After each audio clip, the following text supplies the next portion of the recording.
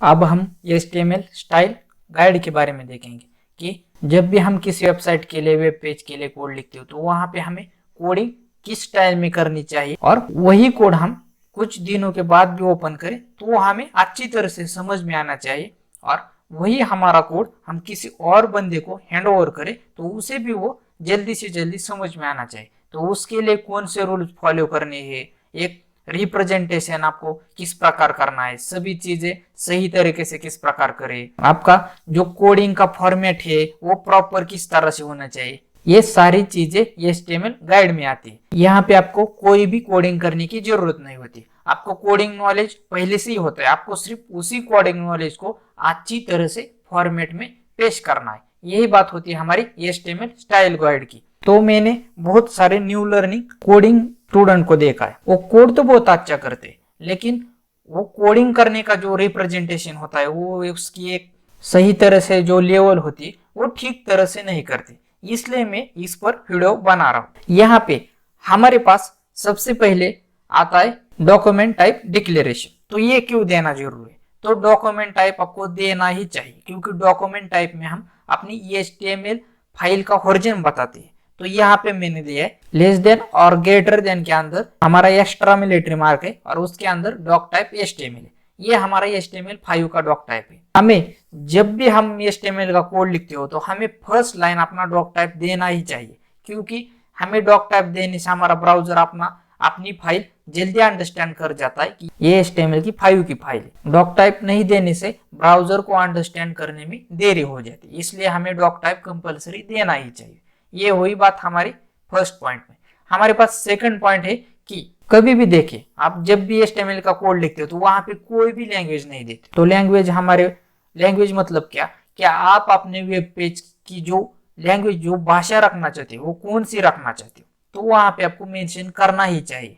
तो वो कहाँ पे मेंशन करें? HTML टैग के अंदर लैंग नाम का एट्रीब्यूट है, उसके अंदर आपको उस लैंग्वेज का नेम देना है। तो यहाँ पे मैंने EN लिखा है इंग्लिश के लिए, उसी तरह से ये चाहे होता है हमारा हिंदी के लिए। तो आपको इंटरनेट पे सर्च करना है HTML लैंग्वेज एट्रीब्यूट, तो आपके सामने सारी लैंग्वेजेस की जो वैल्यूज रहते हैं वो आपके सामने आ जाएंगे। वहां से आपने जो भी लैंग्वेज देनी हो वो आप लैंग एट्रीब्यूट में दे सकते हो।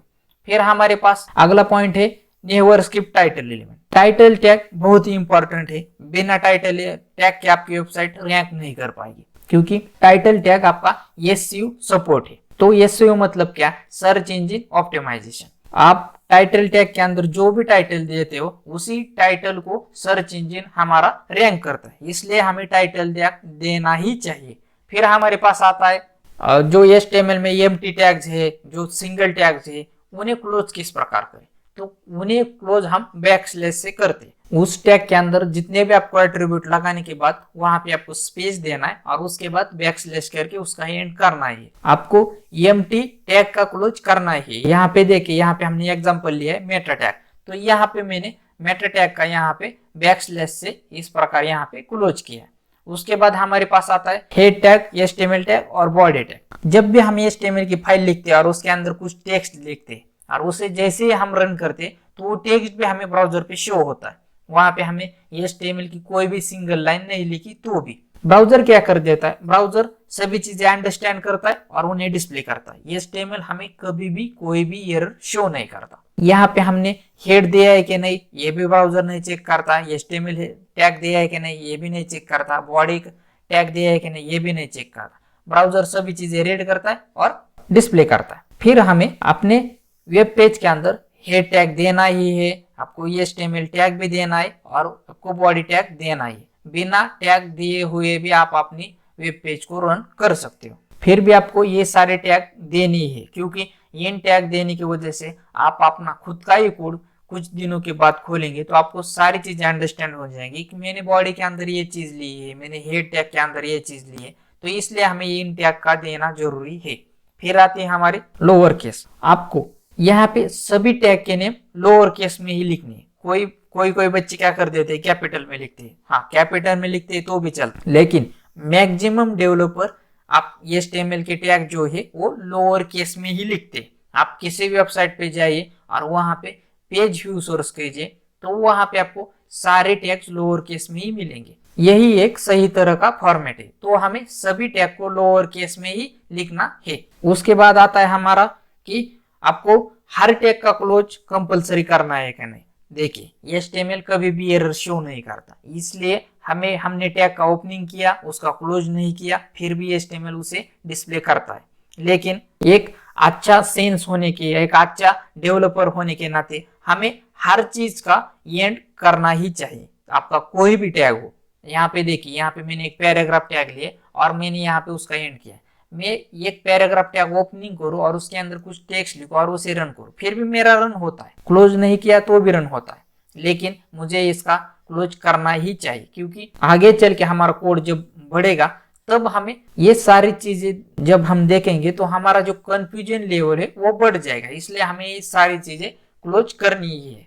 और यदि आपने किसी टैग का क्लोज नहीं किया और आगे चल के और कोई टैग लिखा तो जो हमारा कंटेंट है वो मिक्सचर हो जाता है। तब हमें समझ में नहीं आता कि ये कैसे हुआ, ये मतलब किसी रो में कॉलम आ जाएगा, कॉलम में रो आ जाएगी, तो ये सारी चीजें होती है। वहां पे इमेज के ऊपर इमेज आता है, कहीं पे ओवरलैपिंग हो जाता है, तो उसके लिए हमें हर चीज का ओपनिंग करने के बाद उसका क्लोज करना ही चाहिए। फिर आता है हमारे पास यहाँ पे एट्रीब्यूट के नेम आपको लोअर केस में ही लिखने है या नहीं। मैंने पहले भी बताया कि टैग जो है वो लोअर केस में आपको यहाँ पे लिखनी है। उसी तरह से आपके जो एट्रीब्यूट के नेम है वो भी आपको लोअर केस में ही लिखनी है। आप वहां पे कैपिटल में भी दे सकते हो, लेकिन ये सही तरीका नहीं है। मैंने कहा था कि आप किसी भी वेबसाइट पे जाइए और पेज यूजर करें, वहां पे देखिए टैग हो, एट्रीब्यूट हो, वो सारी चीजें उसके अंदर फाइल की नेम हो, वो सारी चीजें आपको लोअर केस में ही मिलेंगे। यही सभी डेवलपर लोगों ने एक्सेप्ट किया है और यही एक सही तरह का फॉर्मेट है। इसलिए हमें एट्रीब्यूट के नेम लोअर केस में ही लिखनी है। फिर आता है हमारा एट्रीब्यूट देने के बाद जो एट्रीब्यूट में वैल्यूज आती है उसे कोटेशन लगाना है या नहीं। कोटेशन आपको लगाना ही, ताकि कोटेशन लगाने से आपको सही तरीके से ग्रुप आपको पहचाने जा सकते, क्योंकि एक टैग के अंदर आप मल्टीपल एट्रीब्यूट भी लगाते हो, कभी कभी एक एट्रीब्यूट के अंदर आप मल्टीपल वैल्यूज लगाते हो। फॉर एग्जांपल स्टाइल एट्रीब्यूट, तो वहां पे CSS में स्टाइल एट्रीब्यूट लेते हो तो वहां पे आप मल्टीपल वैल्यूज देते हो, तो वहां पे आपको डबल क्यूट करना ही चाहिए। वहां पे दो वैल्यूज के बीच आपको पीएस देना ही चाहिए, ताकि आपको ग्रुपिंग लेवल अच्छी तरह से समझ में आ सके। इसलिए आपको एट्रीब्यूट वैल्यूज को डबल क्यूट या सिंगल क्यूट देना ही चाहिए। उसके बाद आता है कि आपका इमेज का जो IMG टैग है उसमें आल्ट नाम का एट्रीब्यूट देना या नहीं देना। देखिए जब भी हम किसी टेक्स्ट एडिटर पे IMG टैग ओपन करते हैं और नीचे हमें जब IMG का रेफरेंस आता है और उस पर हम क्लिक करते हैं तो IMG टैग में SRC और आल्ट एट्रीब्यूट वहां पे बाय डिफॉल्ट आते हैं। हमें उस टाइम समझ में नहीं आता SRC में तो हम इमेज का पाथ देते। आल्ट एट्रीब्यूट किस लिए? आल्ट एट्रीब्यूट आपका बहुत ही इंपॉर्टेंट है। आल्ट मतलब अल्टरनेटिव। तो आल्ट एट्रीब्यूट की वजह से क्या होता है, जब भी आपके वेब पेज को इमेज आपको फाउंड नहीं होती तो वहां पे जो आल्ट एट्रीब्यूट में जो डिस्क्रिप्शन दिया है वो हमें शो होता है और हमें समझ में आता है कि इस इमेज का डिस्क्रिप्शन ये है, और इसलिए हमारा आल्ट एट्रीब्यूट जरूरी होता है। और इसका और एक प्लस पॉइंट है, आल्ट एट्रीब्यूट हमें SEO यानी कि सर्च इंजन ऑप्टिमाइजेशन में भी हेल्पफुल है। उसी तरह से हर इमेज टैग में आपको स्टाइल एट्रीब्यूट लगाना ही। वहां पे आपको स्टाइल एट्रीब्यूट में विड्थ देनी और हाइट भी देनी, ये भी आपको कंपलसरी करना ही पड़ेगा, नहीं तो इसके लिए आपको एक्सटर्नल CSS लिखनी पड़ेगी। ये बात हुई हमारी आल्ट एट्रीब्यूट की। उसके बाद आगे चल के हमारे पास और भी रूल्स है।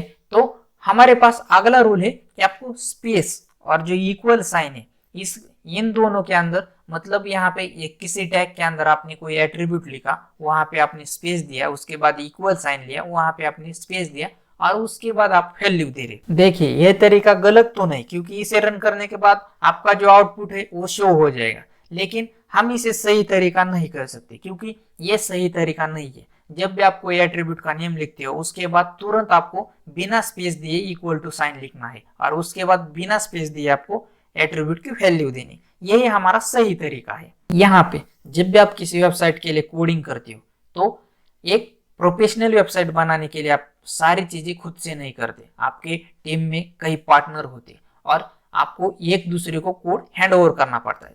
तब हमने किया हुआ कोड दूसरे बंदे को जब हम हैंड ओवर करते तो उसको वो सारी चीजें अच्छी तरह से अंडरस्टैंड होनी चाहिए। इसलिए जो हमारा कोडिंग करने का जो फॉर्मेट है वो प्रॉपर होना चाहिए, अच्छी तरह से होना चाहिए। और ये फॉर्मेट लाने के लिए हमें कहीं पे कोई भी चीज सीखने की जरूरत नहीं, हमें सिर्फ कॉमन सेंस होना चाहिए कौन सी चीज को कैसे करें। यही बात सभी प्रोग्रामिंग लैंग्वेजेस को अप्लाई होती है। फिर हमारे पास अगला पॉइंट आता है कि अवॉइड लॉन्ग कोड लाइन। तो इसका मतलब क्या कि देखिए यहाँ पे मैंने एक नीचे एग्जांपल लिया टेबल और यहाँ पे मैंने टीआर कर दिया। यहाँ पे मैंने एक टीआर के माध्यम से एक रो ओपन किया और उसके अंदर मैंने हेड दिया। तो ये मैंने यहाँ पे जैसे ही टीआर ओपन किया तो उसके बाद ही मैं यहाँ पे इसके सामने ही अपना जो हेडिंग का टीएस टैग होता है वो भी मैं ओपन कर सकता था, लेकिन मैंने उसे नेक्स्ट लाइन पे लिया। क्यों लिया?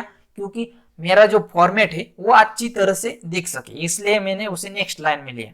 तो यहाँ पे देखिए, यहाँ पे मैंने जब टेबल टैग का ओपन किया तो मैं टेबल टैग के सामने ही एक ही लाइन में पूरी रो कॉलम ये सारी चीजें लिख सकता था, एक ही लाइन में हो सकता। तो यहाँ पे उसका जो फॉर्मेट है वो सबसे खराब नजर आता हमें। ये कोई कोडिंग करने की स्किल नहीं होती। कोडिंग करने के लिए आपको कॉमन सेंस नाम की भी चीज जरूरी होती है, इसलिए हमें हर एक चीज को नेक्स्ट लाइन पे लिया। तो यहाँ पे देखिए आपको किस तरह से हमारे टेबल टैग के अंदर दो रो है, दो रो के अंदर कंटेंट है, इसे हमने एक प्रॉपर इंडेंटेशन दिया है, प्रॉपर स्पेसिंग की है, एक ही लाइन में कोड नहीं है। तो इससे हमें समझ में आता है कि कौन सी चीज कहाँ पे की हुई, इसलिए एक सभी चीजों को अच्छी तरह से करना जरूरी है। उसके बाद यहाँ पे आता है हमारा मेटा डेटा। तो मेटा डेटा क्या? तो मेटा डेटा में आप कैर सेट लगाते हो। कैर सेट में क्या लगता है कि कैर सेट में आप सिंबल लेते हो, कैरेक्टर लेते हो। तो मेटा टैग बहुत ही इंपॉर्टेंट है। मेटा टैग में आप व्यू पोर्ट भी लगा सकते हो। आप अपनी पेज का, अपना पेज किस तरह से आपको रिस्पॉन्सिव करना है, आपका पेज का जो फॉर्मेट है वो मोबाइल में किस तरह से होना चाहिए, डेस्कटॉप पे किस तरह से होना चाहिए और आपके टैब में किस तरह से होना चाहिए, ये सारी चीजें मेटा टैग में आती है। वहां पे आपको कंपलसरी व्यू पोर्ट देना ही चाहिए। जो आपके डिवाइस की विड्थ है उस हिसाब से आपकी वेबसाइट वर्क करेगी। फिर हमारे पास सबसे इंपॉर्टेंट बात आती है HTML कमेंट्स। तो कमेंट्स लगाना बहुत ही जरूरी है, क्योंकि आप यहाँ पे कुछ लाइन का ही कोड कर रहे हो, लेकिन आप जब प्रोफेशनल वेबसाइट बनाओगे तब आपका कोड थाउजेंड्स ऑफ लाइन का होगा। और जब वही कोड को आप 6 महीने के बाद ओपन करोगे तो आपको खुद को ही समझ में नहीं आएगा कि मैंने उस समय इस चीज के लिए यहाँ पे क्या किया था। वो सारी चीजें आप कमेंट्स में वहां पे लिख लीजिए। हर एक फाइल में आपने क्या बॉडी के अंदर क्या किया है, आपने फॉर्म टैग में किस चीज का फॉर्म लिया है, वो आप कमेंट्स में वहां पे लिख सकते हो। और कमेंट्स का ये भी फायदा है कि जब आप अपनी HTML की पेज में कमेंट लगाते हो, जो फाइनल आउटपुट है यूजर को दिखने वाला, वहां पे आपको कमेंट शो नहीं होती, क्योंकि ब्राउजर उसे स्किप कर देता है। इसलिए कमेंट्स लगाना बहुत ही जरूरी है, ताकि हम अपना कोड किसी और को भी दिखाएंगे, वो उसे इंस्टेंटली अंडरस्टैंड कर पाता है कि इस बंदे ने इस चीज के लिए यहाँ पे ये ट्रिक अपनाई है। तो इसलिए हमें कमेंट्स लगाना बहुत ही जरूरी है। उसके बाद हमारे पास है स्टाइल शीट। तो स्टाइल शीट मतलब क्या कि जब आप किसी वेबसाइट के लिए कोड लिख रहे हो तो एक ही पेज के अंदर आप CSS, जावास्क्रिप्ट ये नहीं लगा सकते। अभी हम यहाँ पे HTML का ट्यूटोरियल देख रहे हैं, जैसे जैसे आगे चलते जाएंगे तो आगे CSS आएगा, जावास्क्रिप्ट आएगा, तो ये सारी चीजें आपको अच्छी तरह से अंडरस्टैंड हो जाएगी। लेकिन आप कभी भी एक ही पेज के अंदर सारा कोड नहीं लिखोगे, आपको कुछ चीजें एक्सटर्नल फाइल में लिखनी पड़ेगी और उन फाइल की लिंक आपको अपने एक वेब पेज में देनी पड़ेगी। आप किसी वेबसाइट को ओपन कीजिए और उसका पेज व्यू सोर्स देखिए, तो वहां पे देखिए आपका हेड टैग के अंदर उन्होंने मल्टीपल पेजेस की लिंक दी होती है, और उन लिंक पर हम जैसे क्लिक करते हैं तो हमारे पास अगला बहुत सारा कोड ओपन हो जाता है। तो उस तरह से आप अपने एक पेज के अंदर कई मल्टीपल लिंक्स दे सकते हो। तो वही हमें अपनाना है और यही हमारा एक सही फॉर्मेट है। तो यहाँ पे देखिए, यहाँ पे मैंने एक एग्जांपल दिया है। तो मैंने यहाँ पे लिखा है HREF में style.css और मैंने ये लिंक टैग के अंदर किया है। ये क्या करता है कि मैंने एक HTML की फाइल सेपरेट लिखी है और एक मैंने CSS की फाइल सेपरेट लिखी है। मैं हमेशा HTML की फाइल ही रन करने वाला हूँ, लेकिन जो मैंने CSS की फाइल लिखी है उसे मैंने आपने HTML फाइल के अंदर कॉल किया है लिंक टैग की मदद से। हमें मल्टीपल फाइल्स को हम एक ही फाइल के अंदर भी लिंक कर सकते हैं, और यही हमारे पास सही और प्रॉपर तरीका होता है। इन सारी बातों से हमारे पास एक ही कंक्लूजन निकलता है कि जब भी हम किसी भी प्रोग्रामिंग लैंग्वेज में कोड करते हैं तो हमारा जो कॉमन सेंस है वो यूज करके हमें कोडिंग करना चाहिए, ताकि हमारा जो कोड का फॉर्मेट है वो सही तरीके से हो सके।